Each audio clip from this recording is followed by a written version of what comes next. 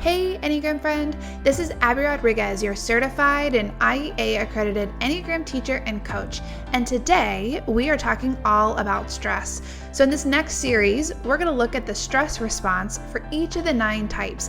And there was an initial introduction episode to this series. So if you haven't listened to that yet, go back and listen to that first and then come back to this number.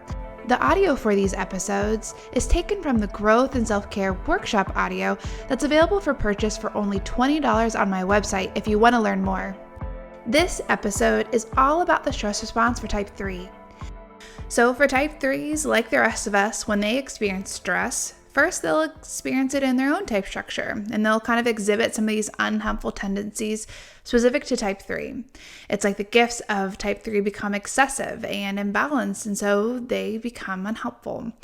So when a 3 experiences stress, they will dip down to the lower levels of their number, kind of that range below average. And what that looks like for 3s in stress is that they tend to reframe failures. When these moments happen, rather than having to feel the full weight of the disappointment or the full weight of the consequences around not meeting the standard or not meeting the goal or failing in some way, they can reframe that. Sometimes that looks like inflating the success of what happened. Sometimes that looks like not taking responsibility. So kind of, if it was a group of people, removing themselves from that equation, or being hard on themselves, but silently, kind of controlling that internally, but in some ways not accepting the full weight of the failure as it's happening. And again, failure can be what you're thinking of. The business deal didn't go down, you didn't meet a goal. But failure can also be these subtle things like, getting sick, and it feels like you can't perform in the roles that you have in the way that you want to, or something happening with your finances or whatever it might be. So reframing failure.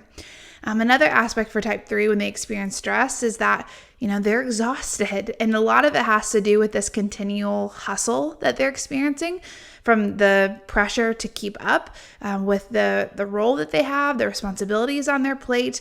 And a lot of times those are things that are externally expected of them.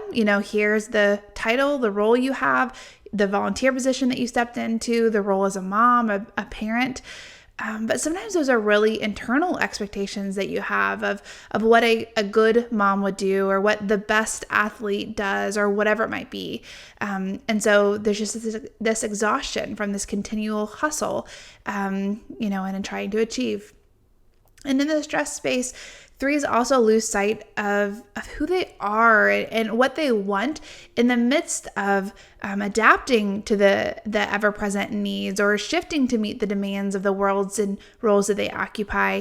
In this stress space, the more that they hustle to keep up with what's expected of them, it makes it easier and easier to kind of lose sight of themselves and what they actually want to do, what they might need, how they are feeling about something in that space in the hustle. And so if a 3 experiences either so much stress or even just a certain type of stress, 3s will move across the diagram to type 9 as their stress point, and they will naturally take on some of the characteristics of type 9. If they're not cognizant of this shift and they kind of get pushed across the diagram, they'll get pushed to the lower side of type 9. So on the lower side of type 9, these 3s, they kind of check out. They mentally check out, or they physically quit altogether. If they can't quit and they have to be in the boardroom, if they have to be a part of the conversation, then they might mentally be absent because they're just too tired to participate. They can't fake the energy for it anymore because they're stressed. They also become more complacent and sometimes even just unresponsive. Things that used to be really fueling for them, or things they used to be really passionate about or driven around, it's like they can't muster the energy for it anymore. Whether that's because there's not a new goal in mind, or there's some type of failure that's happened in the previous experience, or even just they're tired and they can't fake the energy for it anymore. They become complacent and kind of unresponsive. And in the stress space, when type 3 is kind of taking on these type 9 characteristics, they also can get into this existential space of feeling really disillusioned and disenchanted with life, and wonder why they work so hard and why they have spent so many hours, volunteering for the PTA, and now their kiddo is gone and off to college. And did it really matter? Did that help anyone?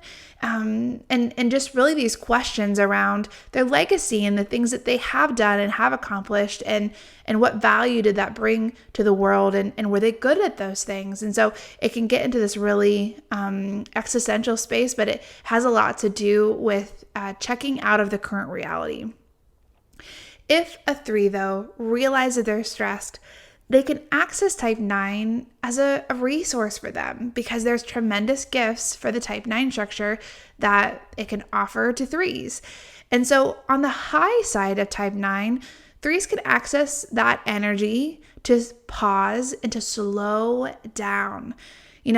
Type 9 structure can offer this gift of being, of being in attunement and alignment with what is around them, kind of the true sense of harmony, not the checking out sense of creating and manufacturing harmony, but truly being in the present moment, being in alignment with what's going on around them. So sometimes that is simple things as accepting the invitation to rest, the invitation to go for a walk and be in nature, the invitation to journal or to play music or whatever it is, not to accomplish something or to create something to meet this goal, but just because, doing things restful and peaceful and non-productive just because. The posture of type 9 also can provide for 3s, this ability to see the world from lots of different directions, to kind of shift their attention away from their singular focus on what they were trying to accomplish or achieve, and to really look outside of themselves and consider what's going on for those around them. Different perspectives of success, different perspectives of values, different goals that other people have, and what are they missing because there's such a singular focus on what the 3 is running towards ahead and trying to accomplish and trying to achieve. And so it can create this really unifying element for the type 3 too.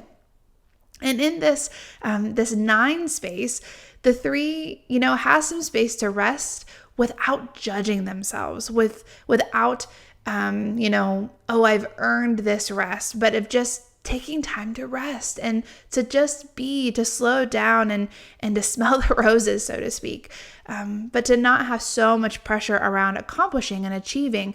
And it really can, that 3 movement to 9, it can take away some of the anxiety that 3s feel about slowing down, some of this restless energy 3s feel when there's nothing to do. It can be a real gift taking on some practices of slowing down intentionally, doing things just for the enjoyment of it, not because it creates value or it's productive. It's just something that you enjoy, or that's just restful, or just allows you to be with others that you care about and love, not moving towards a goal or accomplishing anything. So again, just a reminder to be kind to yourself, to be compassionate about your experience. It's not about beating yourself up for some of the unhelpful behaviors that you notice, but rather the intention of bringing some awareness around this pattern, and also so that you can give yourself some support. Some of these unhelpful behaviors that we're talking about, they're related to stress. And so rather than beating ourselves up that we're stressed, the invitation is, could we be instead kind to ourselves and noticing, yeah, this isn't a great behavior. I'm just stressed though. And so can we instead provide some support and care for ourselves rather than beating ourselves up about whatever reaction we had? And so taking a moment to pause, to breathe, to check in with your felt sense in that moment. Can you feel your nervous system dysregulated? Can you feel knots in your stomach, or maybe there's a heat in your felt sense or a tightness in your chest? What's happening in your felt sense? And pausing and noticing what's happening so that you can choose how you want to move forward rather than getting caught up in the reactivity of it. And really an invitation to name what you need. As you observe some of these pieces that are happening for you, what is it that you need if you're stressed? Is there a stressor that you can mitigate or remove? Is there some type of support you can add in to balance the triggering aspect of that stressor? Or maybe is there, a need that's not being met, a boundary that you need to put in place, or maybe just an area that you need support. So giving yourself some compassion, because the reality is you're just stressed. That's why these things are happening. Hey friends, the audio for these episodes is taken from the Growth and Self-Care Workshop audio that's available for purchase for only $20 on my website if you want to learn more.